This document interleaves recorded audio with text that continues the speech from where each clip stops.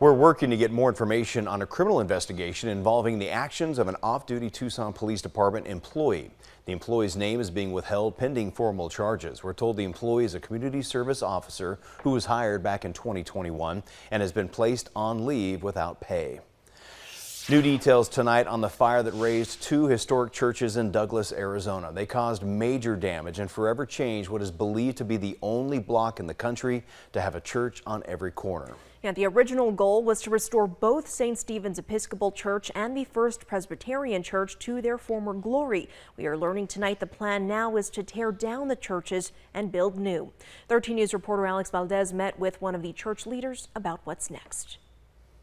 You can still see just how badly this church is burned. And because the damage is so intense, those hoping to restore the sanctuary say it just is impossible. And even though the community is doing its best to move forward, the emotion they carry will stay with them for a while. But I am told there is hope for the church's resurrection in these ashes. Right now, it doesn't look like anything will be able to be returned exactly as it was. Reverend John Caleb Collins, the leader of St. Stephen's Episcopal Church, says demolition on the over 100-year-old sanctuary has already begun. We're a people of resurrection, and so we're a people of joy, and that means that we're a people of hope for new life. It's that hope the congregation is leaning on to keep the faith alive.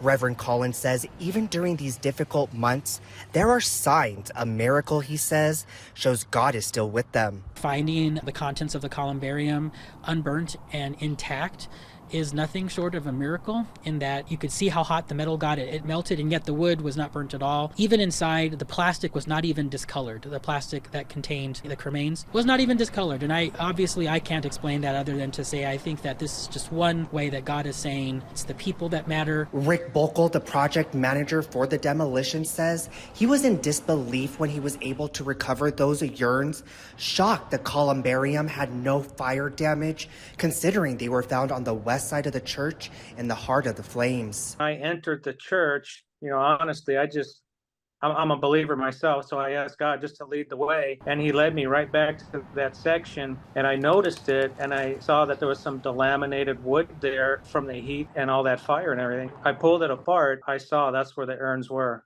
The sanctuary's cross on its altar, the church's bell, and its ombre, the place where the Eucharist rests, also remained untouched by the flames. We are experiencing, some of those miracles. We're finding things that are surprising, and that, yes, we believe God is using those moments to help inspire faith, not only in ourselves, but in the community.